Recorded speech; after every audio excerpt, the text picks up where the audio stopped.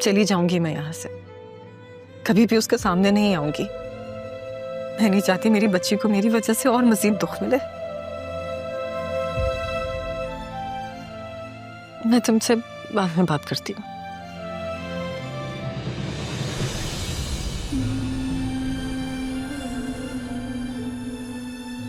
राहा, क्या हुआ बेटा? बैठो बैठो, इधर आओ। क्या बात है? सारी जिंदगी मुझे आपकी ममता नहीं मिली,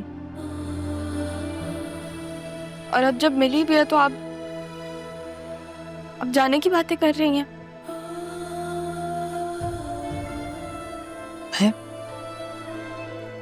मुझे तुम्हारे दुख ने मजबूर किया है बेटा। मेरा दुख? को इस चीज का एहसास क्यों नहीं होता कि मेरे पास माँ नहीं थी पूरी जिंदगी। नाना जान के प्यार में सब कुछ था, लेकिन माँ की ममता तो उसके साथ रहने से ही महसूस होती है ना कि किसी और से। हालांकि पालने वाला पैदा करने वाले से ज्यादा बड़ा होता है। पैदा करने वाले का दुख ज्यादा बड़ा होता है। फिर भी आप जाने की बातें कर रही हैं। फिर भी आप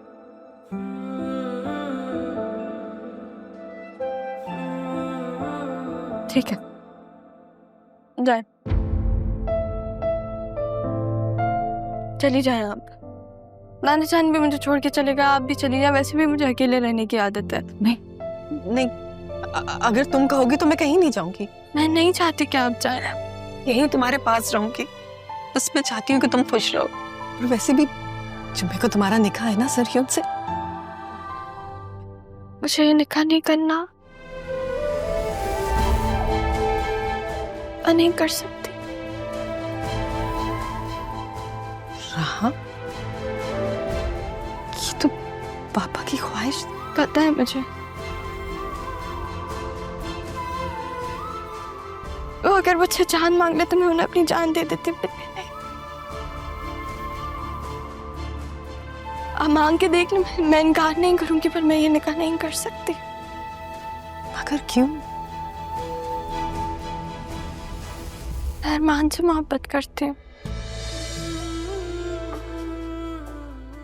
अरमान?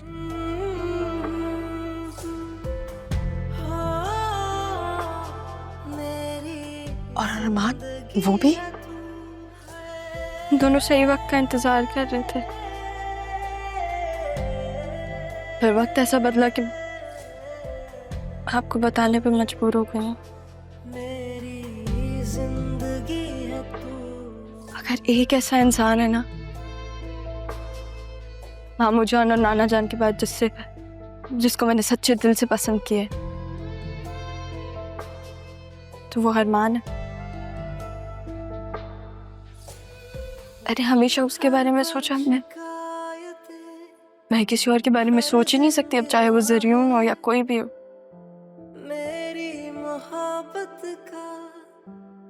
मैं हूँ अरमान से नाराज कि उसको आपके बारे में पता था कि और उसने मुझे नहीं बताया, पर मैं मोहब्बत तो उसी से ही करती हूँ ना। मैं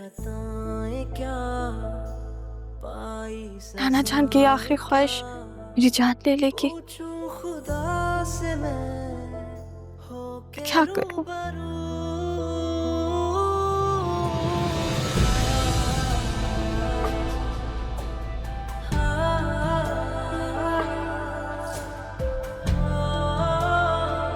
आज एहसास हुआ मबी क्या गुजरी होगी आप पर।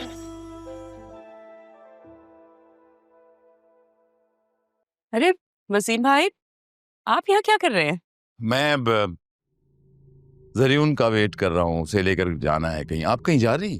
अरे आप लोगों ने तो वक्त ही नहीं दिया ज़रियून और राहा की शादी में। बस थोड़ी सी शॉपिंग करने जा रही हूँ। भाभी, आजकल तो सब कुछ ऑनलाइन हो जाता है। ये फंक्शन तो हमने बाद में करने हैं, कौन सी शादी? अरे ये कैसी बात है? हमारे घर की तो पहली शादी है ना।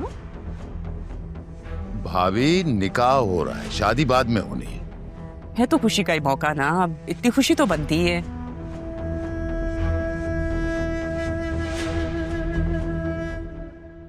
आपसे एक बात पूछूं, अगर आप माइंड ना करें तो? तारा की और आपकी कितने अरसे बाद मुलाकात हुई है?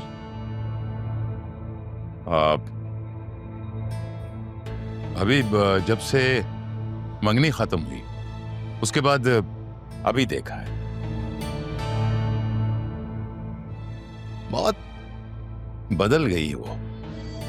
जी, सही कहा, काफी बदल गई है।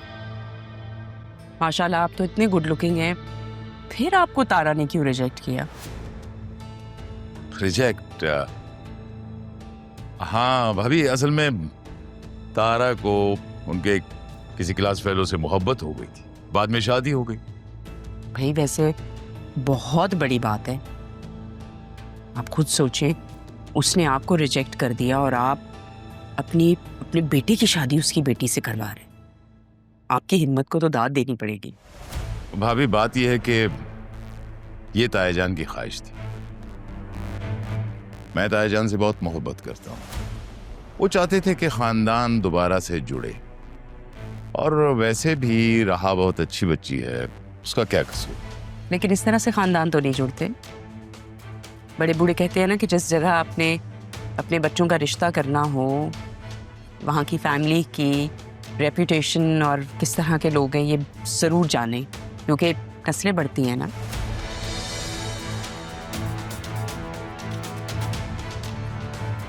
वैसे आपको एक बात बता दूं, जैसे मैंने अपनी बतूल की परवरिश की है ना, एग्जैक्टली ही वैसे राहा की भी की है, कोई कमी नहीं छोड़ी। हाँ है, मतलब थोड़ी सी रूड है, बात कर देती है, सोचती नहीं है इतना, करती है बदतमीजी, लेकिन ठीक है, अपने दिल की बुरी नहीं है। अब मेरी बतूल को देखें आप, बहुत ही सिंपल है, बहुत बहुत ओबीडियंट है, और सबसे बड़ी बात ये जो घर है, प्रॉपर्टीज, जो भी बिजनेस, सब उसी का है, इकलौती वारिस है। भाभी, तायाजान बहुत असूल परस्त आदमी थे। मेरी बात हुई थी उनसे, बहुत कुछ सोचा था उन्होंने राहा के लिए,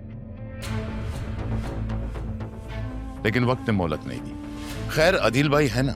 नहीं, आप बिल्कुल ठीक कह रहे हैं। मैं तो कह रही हूँ कि भाई आप तो बहुत ही अजीम इंसान हैं। मतलब जिस औरत ने आपको रिजेक्ट किया है, आप उसी की बेटी से अपने बेटे की शादी करवा रहे हैं, इससे बड़ी क्या बात हो सकती है। और हैट्स ऑफ टू यू। चले आप कैरी ऑन करें, वेट करें उसका, मैं भी निकलती हूँ।